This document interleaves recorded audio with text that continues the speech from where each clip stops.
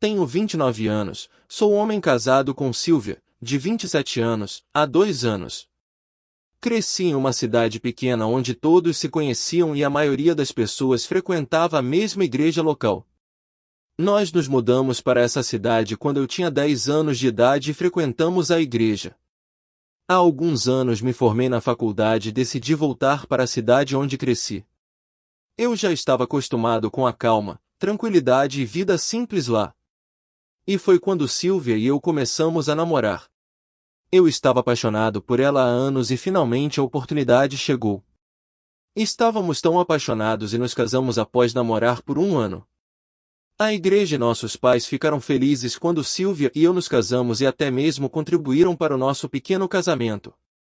Agora, a coisa é que, eu queria ir mais além antes do nosso casamento. Ela insistiu que esperássemos até a nossa noite de núpcias, e depois de todas as minhas persuasões falharem, eu concordei. Ao contrário de mim, que não estava mais tão comprometido com a igreja, Silvia ainda estava totalmente dedicada e literalmente participava de todos os cultos, reuniões e tudo que a igreja fazia. Ela até fazia parte da equipe de evangelismo e todo fim de semana saía com uma equipe da igreja para orar e pregar para as pessoas. Enquanto namorávamos, só podíamos nos beijar, e ela nunca concordou em passar a noite na minha casa. Ela alegava que estava se guardando para mim e também era contra nós fazer isso antes do casamento. Durante o tempo que esperei por Silvia nós nunca fizemos amor, apenas depois do casamento, eu pensei que ela era virgem. Ela nunca me disse que não era, então eu assumi que ela era. Foi na noite do nosso casamento que descobri que ela não era virgem. Ela havia feito isso com seus namorados anteriores, mas decidiu parar e viver uma nova história. Levei um tempo para superar a decepção e tentei não deixar isso estragar o nosso novo casamento. Além de descobrir que ela tinha estado com outros homens em seu passado, o que ela não me contou antes, ela era respeitosa e me tratava bem. Ela também tinha uma aura calmante e energética e era muito acolhedora tanto para as pessoas que conhecia quanto para estranhos. Eu trabalhava como motorista em uma empresa de uma transportadora, enquanto Silvia decidiu ser uma esposa que fica em casa para poder ter tempo suficiente para fazer a obra de Deus. Mesmo que meu salário fosse baixo, eu estava tentando manter as coisas em ordem. Além do meu salário, Silvia recebia uma bolsa da igreja pelo seu trabalho social. Ela usava esse dinheiro para cuidar de suas necessidades. Após o casamento, eu esperava que o compromisso de Silvia com a igreja diminuísse para que pudéssemos nos concentrar mais em construir nossa família juntos. Eu nem me importava que ela ficasse em casa e não fizesse nada. Eu esperava que passássemos muito tempo juntos, mas isso não aconteceu. Ela ia à igreja quase todos os dias, e se ela não ia para ajudar no meio de semana, ela estaria indo para uma reunião, evangelismo ou algo relacionado à igreja. Na maioria das vezes, chegava ao ponto de nem conseguirmos passar tempo juntos porque ela ia à igreja quase todas as noites. Quando ela chegava em casa à noite, só comia e ia para a cama. Nos fins de semana, Silvia saía de casa de manhã para suas reuniões, eventos de caridade ou algo mais, e ela voltaria à tarde, apenas para sair novamente e voltar à noite. Reclamei que ela estava excessivamente comprometida com a igreja e não passava tempo comigo, mas toda vez que o fazia, ela me dizia que eu deveria saber no que estava me metendo quando a pedi em casamento. Essa sempre foi a resposta dela, e ela sempre sai de casa toda vez que dizia isso. Minhas reclamações frequentemente resultavam em brigas, e como resultado, ela passava 2 ou 3 dias sem falar comigo. Meses antes de nos casarmos, falamos sobre ter filhos e planejamos ter um filho pelo menos 1 ano após o casamento. Como não éramos tão próximos enquanto namorávamos, queríamos usar o primeiro ano para nos conhecermos melhor, e até agora isso não deu certo. No espaço de 1 ano, Silvia se tornou uma pessoa muito diferente. Ela não era a Silvia que eu conhecia enquanto namorávamos, e eu não previa que o casamento seria do jeito que estava. Não é como se tivéssemos muitos problemas, nosso único problema era o compromisso constante dela com a igreja e como isso se intrometia em nosso casamento. Não importava o quanto eu reclamasse, ela nunca ouvia, Por causa da natureza do meu trabalho, eu não conseguia me juntar a ela para os serviços de meio de semana e o restante das reuniões. Mesmo se eu estivesse livre, eu preferia fazer outras coisas com o meu tempo.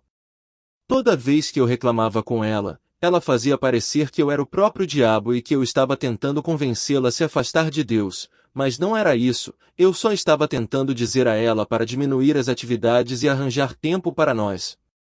Após um ano não tivemos um filho, decidi falar com ela, mas ela não parecia interessada. Ela me disse descaradamente que estava ocupada fazendo a obra do Senhor e, em vez de apoiá-la, eu estava preocupado em fazer bebês. Eu estava cansado de seus hábitos nesse ponto, então a denunciei para os pais dela. Eu contei a eles tudo o que Sylvia estava fazendo, como ela me negligenciava, a casa e suas responsabilidades de esposa. Quando os pais dela ouviram isso, eles ficaram surpresos com a forma como Sylvia agiu. Poucos dias depois de eu ter contado aos pais dela, Sylvia me confrontou. Ela estava tão furiosa que até me insultou e me chamou de nomes impróprios porque eu a denunciei para os pais dela. Enquanto compartilho esta história, me arrependo de não ter saído desde o momento em que suas mudanças e negligências começaram.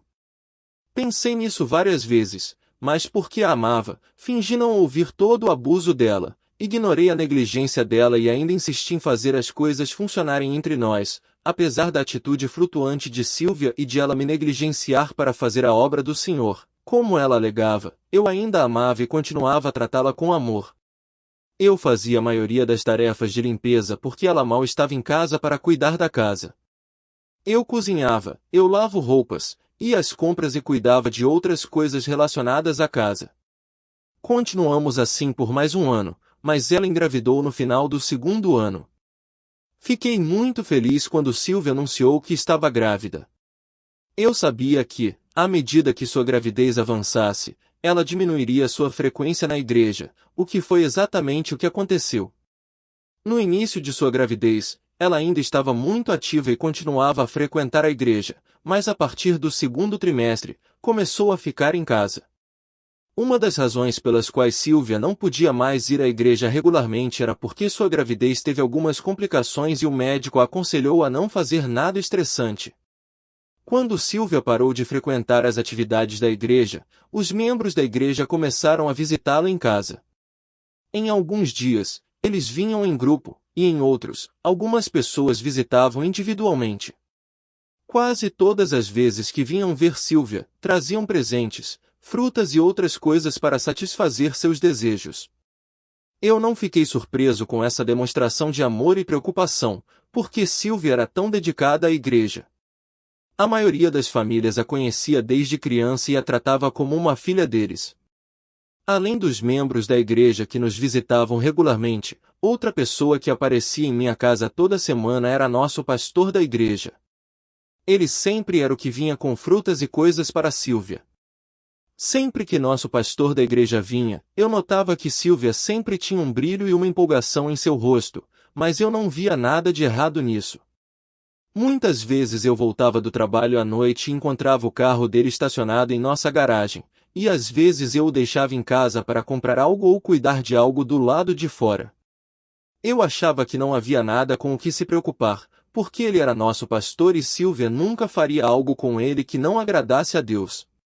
Por semanas, nosso pastor continuou aparecendo em nossa casa e trazendo coisas para Sylvia. Eu continuei trabalhando como motorista da empresa de transportes e tinha um trabalho extra à noite. Com a gravidez de Sylvia, muitas coisas tiveram que mudar em casa, e as demandas aumentaram.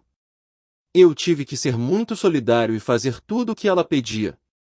Havia algumas noites em que nem conseguia dormir bem por causa dela, tudo isso me afetou muito, mas eu tinha que fazer tudo porque ela precisava descansar o suficiente. Nos dias em que nosso pastor vinha visitar Sylvia, uma das coisas que chamava a atenção era a quantia de dinheiro que ele normalmente dava a ela. Quando aconteceu pela primeira vez que ele a visitou, pensei que ele estava apenas sendo generoso, mas quando aconteceu repetidamente, comecei a questionar Sylvia.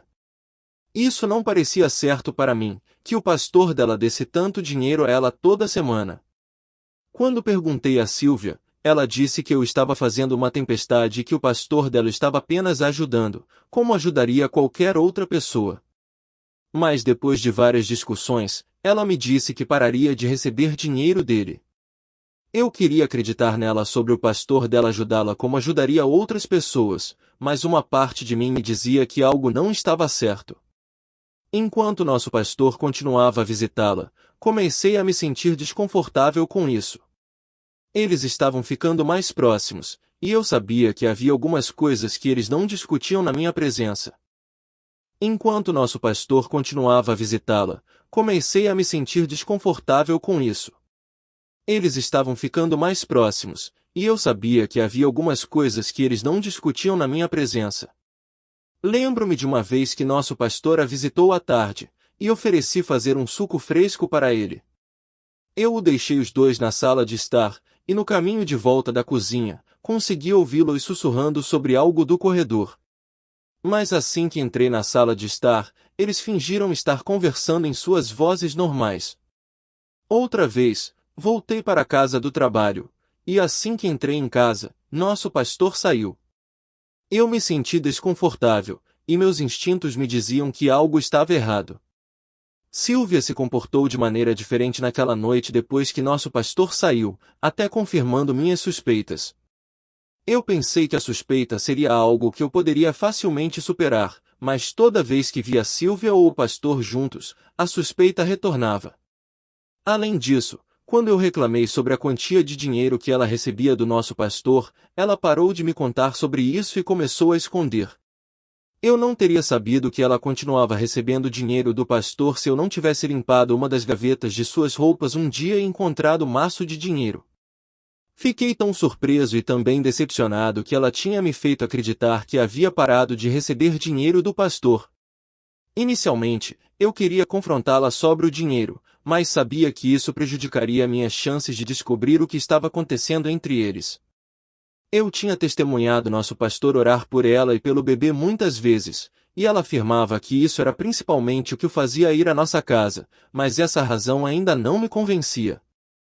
Então, para descobrir o que estava acontecendo, decidi comprar aquelas pequenas câmeras que você pode configurar facilmente em sua casa sem ser detectado. Eu os coloquei em posições estratégicas em nossa sala de estar para que pudessem cobrir todos os ângulos. Também coloquei duas em nosso quarto, uma na cozinha e outra no banheiro. Neste ponto, eu suspeitava fortemente que nosso pastor estava roubando dinheiro da igreja e dando a Silvia para guardar para ele. Acredito que essa era a única razão pela qual nosso pastor lhe dava tanto dinheiro toda semana. Mas eu estava prestes a ter uma grande surpresa. O pastor apareceu em casa 2 dias após a instalação das câmeras. Eu sabia que ele viria à casa dela naquele dia, então saí do trabalho mais cedo e estacionei perto da minha casa. Minha intenção era confrontá-los depois de ver e ouvir tudo, mas o que vi mudou o rumo de tudo o que aconteceu depois. Então, eu estava no meu carro assistindo às imagens da minha casa pelo meu celular. Assisti ao pastor entrar em minha casa e, depois de confirmar com Silvia que eu não estava em casa, ele começou a desabotoar a camisa. Por outro lado, Silvia usava seu roupão rosa sem nada por baixo. Ela tirou o roupão e expôs todo o seu corpo para o pastor. Meu coração deu um salto enquanto assistia às imagens, porque eu sabia o que aconteceria em seguida. Eu nem conseguia acreditar no que meus olhos viam, estava além do que eu esperava. Vou admitir que estava incerto sobre o que fazer, mas ao ouvir ela gemendo de prazer me enlouqueceu. Eu nem me lembro de sair do meu carro e correr para minha casa, eu estava tão enfurecido e abri a porta com força e pulei no pastor. Eu sabia que não podia tocar nela por causa de sua gravidez, então descarreguei minha raiva no pastor. Se não fosse pela intervenção dela, o pastor poderia ter desmaiado.